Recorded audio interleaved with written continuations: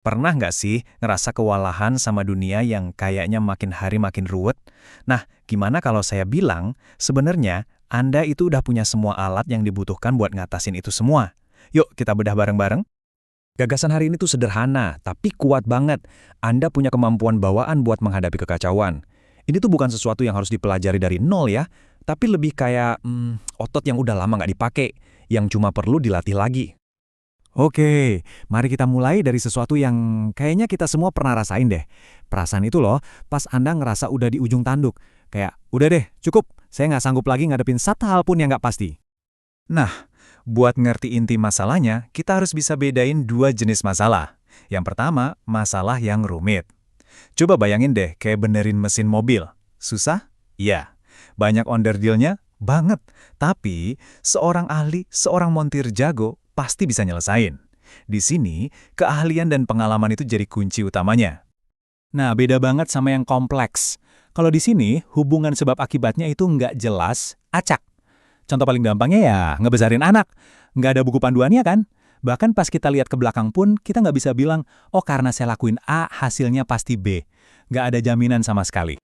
Nah, ini dia poin krusialnya. Dan ini tuh jebakan yang sering banget bikin kita salah langkah.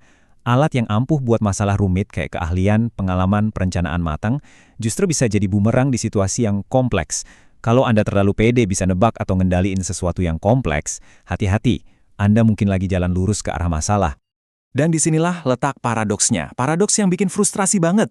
Justru di saat kita butuh banget versi diri kita yang paling tenang, paling kreatif buat ngadepin situasi ruwet, tubuh kita malah panik, malah ngasih respons takut. Respon ini secara efektif justru mematikan versi terbaik diri kita itu pas lagi dibutuh-butuhinnya. Sekarang, pertanyaannya, kenapa bisa gitu? Nah, ini bagian yang menarik banget. Jawabannya ada di dalam biologi kita sendiri. Jadi gini, sistem saraf kita itu punya dua mode utama. Ada mode simpatik, ini mode darurat, mode lawan atau lari. Tubuh kita langsung ngegas, mompa adrenalin. Kebalikannya ada mode parasimpatik, ini aktif pas kita ngerasa aman. Ini mode santai dan terhubung yang bikin kita bisa main, berkreasi, dan mikir jernih. Nah, coba tebak, mode mana yang kita butuhin buat ngadepin kompleksitas? Masalahnya begini. Tubuh kita itu nggak bisa bedain antara ancaman singa sama ancaman ketidakpastian. Jadi, kompleksitas itu dianggap sebagai ancaman fisik. Ini langsung memicu reaksi berantai. Sistem lawan atau lari aktif, fokus Anda jadi super sempit, Anda jadi reaktif banget, dan kemampuan mikir kreatif Anda anjlok. Ini respons biologis murni ya, meskipun nggak ada harimau beneran yang ngejar Anda. Dan penelitian pun mengkonfirmasi hal ini. Otak kita itu ternyata lebih benci ketidakpastian daripada kepastian akan kabar buruk. Aneh ya, tapi ternyata buat otak kita lebih menenangkan buat tahu pasti ada sesuatu yang buruk bakal terjadi daripada hidup dalam misteri, nebak-nebak terus. Nah, respons biologis ini tadi menciptakan sesuatu yang namanya dorongan untuk bertindak. Rasanya tuh kayak ada paksaan dari dalam diri buat lakukan sesuatu, sekarang juga. Contohnya, langsung balas email pas lagi emosi-emosinya. Atau bikin keputusan buru-buru di tengah rapat yang panas.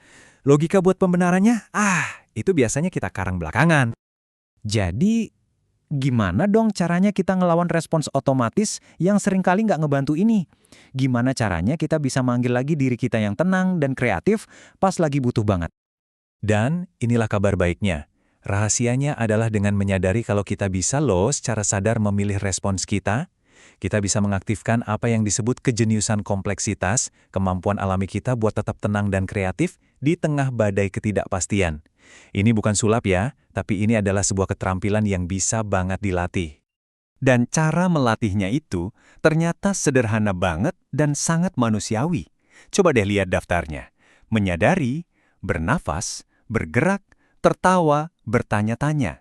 Masing-masing hal ini, misalnya, sekedar ambil napas dalam-dalam atau ketawa lepas, itu secara fisiologis ngirim sinyal aman ke sistem saraf kita.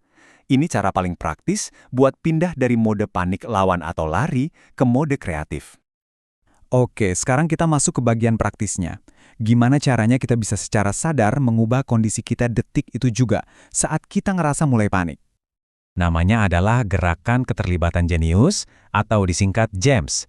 Anggap aja ini kayak sirkuit latihan di gym, tapi buat tubuh kita, biar kita jadi lebih fit, lebih siap buat menghadapi kompleksitas dengan lebih santai. Salah satu gems yang paling ampuh itu namanya pernapasan kotak atau box breathing. Gampang banget.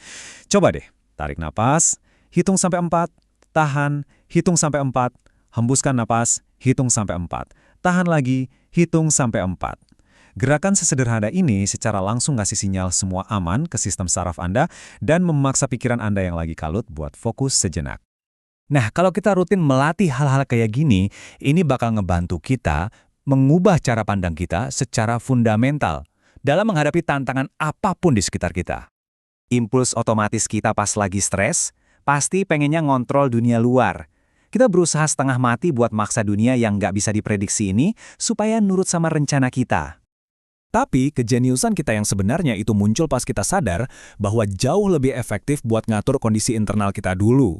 Ini yang kemudian mengubah cara kita melihat dan berinteraksi dengan dunia, ya kan? Kita nggak bisa ngontrol alam semesta, tapi kita bisa kok ngatur diri kita sendiri. Dan pada akhirnya, untuk bisa berhasil di tengah kompleksitas, ini bukan lagi soal siapa yang paling pinter atau paling jago, tapi soal kualitas hubungan antar manusia. Coba bayangin deh, dalam sistem yang kompleks, entah itu hutan atau kantor, yang paling penting itu kan koneksi antar elemennya, bukan kehebatan satu pohon atau satu karyawan aja. Jadi, ini mengubah cara kita melihat masalahnya kan? Masalahnya bukan lagi dunia luar yang kacau, tapi kapasitas internal kita buat meresponsnya. Ini ninggalin kita dengan satu pertanyaan terakhir. Dunia di luar sana nggak akan jadi lebih sederhana.